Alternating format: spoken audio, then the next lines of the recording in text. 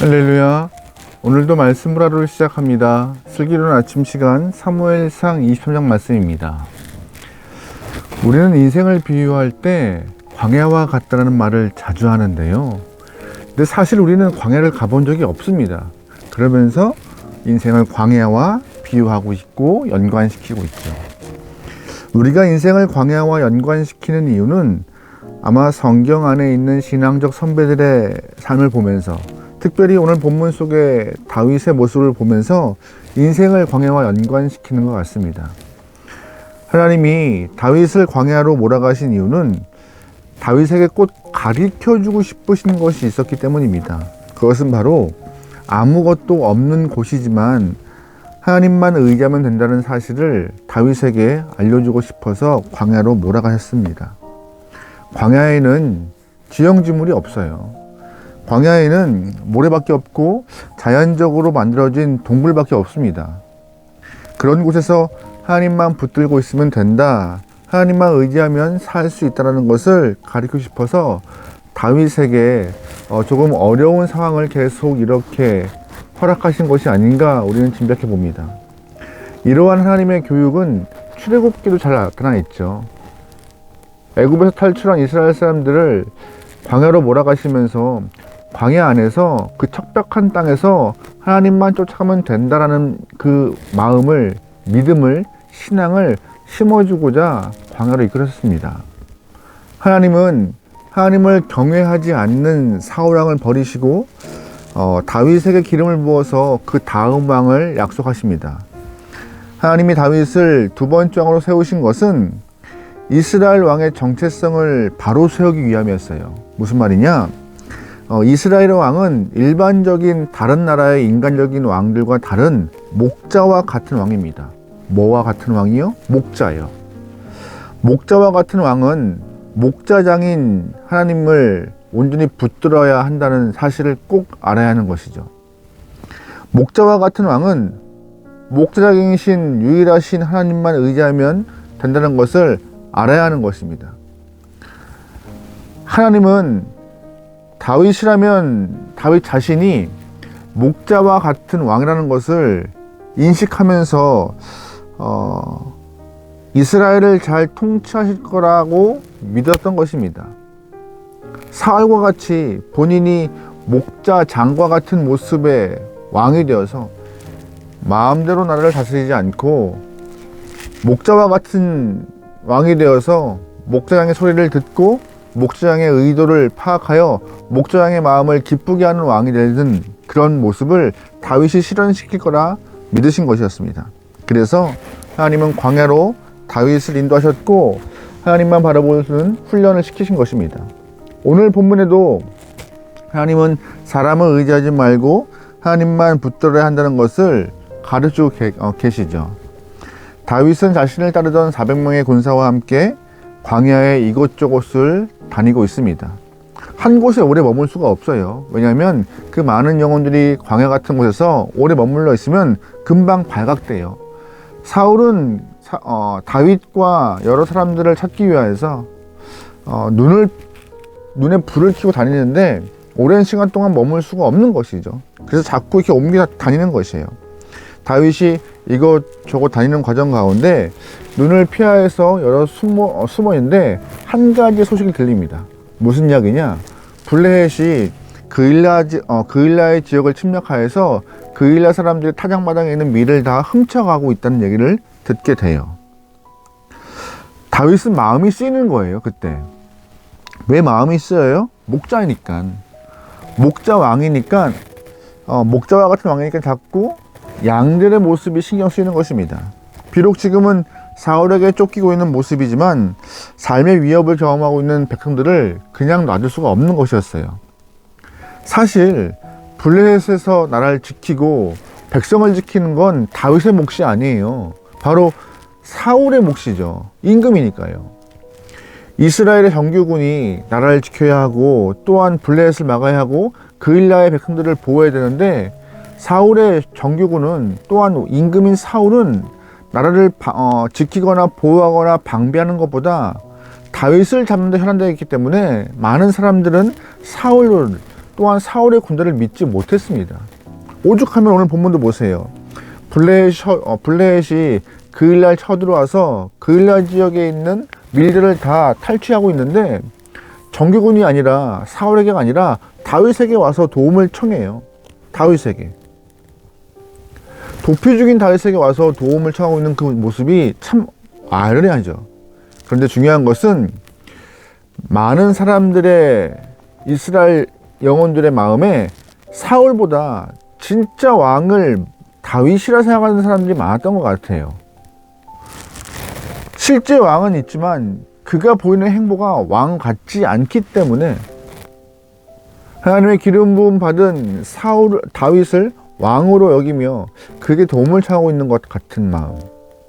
그런데 하나님도 다윗에게 왕이 해야 될 임무, 보호하고 지키고 도와줘야 하는 그 모습까지 다윗에게 허락하였습니다. 우리 2절 말씀 읽어보겠습니다. 이에 다윗이 여호와께 묻자와 이르되 내가 가서 이 블레셋 사람들을 치리이까? 여호와께서 다윗에게 이르시되 가서 블레셋 사람들을 치고 그일날을 구원하라 하시니. 아멘. 무슨 말이에요? 도피 중인데 한 사람이 들어와서 그일날에 이런 일이 있습니다, 도와주십시오라고 말하지만 다윗은 섣불리 못 나가는 거예요. 하지만 기도해요. 하나님 어떻게 하면 좋을까요? 하나님이 그일날을 구원하라 말씀하시잖아요. 다윗에게도 하나님은 보호하고 지키고 도와주라 말씀하시는 것입니다. 왕이 해야 될 일을 다윗에게, 목자 왕이 되라고 그에게 명령하시는 것이죠. 사실 다윗이 누구를 도와줄 형편이 아니에요. 자기 코가 턱잔데 누굴 도와주겠어요. 하지만 주 앞에 물어요. 목자 왕으로서 목자가 양들이 신경 쓰이니까 묻는 거예요. 하나님은 네가 그일날을 구원하라는 말을 듣고 다윗은 자신과 함께한 400명 군사에게 함께 가줄 것을 또한 부탁을 하고 명령하죠. 하지만 그들이 쉽게 발 떨어지겠습니까? 안 떨어지죠. 다윗이요, 지금 우리는 숨어서 다니고 있습니다. 우리 코가 석자이고 지금 나가는 것은 제정신 아닙니다. 우리 할 일 아닙니다 라고 막 다윗에게 반대로 설득하고 있었을 것이에요. 다윗은 그 400명의 이야기를 듣고 그런가 아닌가 또 긴가민가 해서 한 번 더 기도해요. 하나님께. 4절 말씀입니다. 다윗이 여호와께 다시 묻자온대 여호와께서 대답하여 이르시되 일어나 그일라로 내려가서 내가 블레셋 사람들을 네 손에 넘기리라 하신지라. 아멘. 두 번째 물어봐도 하나님은 다윗에게 한 번 더 얘기하십니다. 네가 그일라 구하라. 확신을 주시는 것이에요. 다윗은 자신이 받은 확신을 갖고 자신과 함께한 사람들을 설득해요. 나 2번이나 응답 받았어. 확신에 차서 내가 이렇게 이야기하고 있는 것은 내 고집이 아니야. 하나님의 응답이야. 함께 가자라고. 결국 400명과 다윗은 그일라 땅의 사람들 구하기 위해서 올라갑니다. 당연히 하나님이 손에 붙인다 했으니까 승리했겠죠. 감사한 일입니다. 5절 말씀 볼게요. 다윗과 그의 사람들이 그일라로 가서 블레셋 사람들과 싸워 그들을 크게 쳐서 죽이고 그들의 가축을 끌고 오니라. 다윗이 이와 같이 그일라 주민을 구원하니라. 아멘. 당연한 거죠. 하나님이 가라 했고 2번이나 말씀하셨으니 승리는 당연한 것입니다. 그일라 사람들에게 다윗과 400명의 용사들은 은인이에요. 먹을 거를 줘야 되고 숨겨야 하고 돌봐야 하고 그에게 환대해야 되고 좀 더 확장해서 말하면 도피 자금도 줘야 될 만큼 자신에게 은혜를 베푼 사람이 다윗과 그의 400명 용사입니다. 그런데 광야에서 만난 사람들이 다 우리와 같지 않은 것 같아요. 마음은. 무슨 말이에요? 다윗은 아무것도 기대하지 않고 그일라를 도왔는데 그일라 사람 중에 몇몇이 다윗의 뒤통수를 칩니다. 그일라 백성 중에서 어떤 사람이 사울에게 가서 다윗이 그일라 땅에 있다고 고발해버려요. 그 얘기를 듣고 사울이 무릎을 탁 치면서 그래 가자. 다윗이 도망치기 전에 가서 잡자라고 말을 끌고 군사와 함께 그일라를 향합니다. 그일라 사람이 다윗 자신과 400명의 용사를 배신했다는 얘기를 들었을 때 다윗은 어떤 마음이었을까요?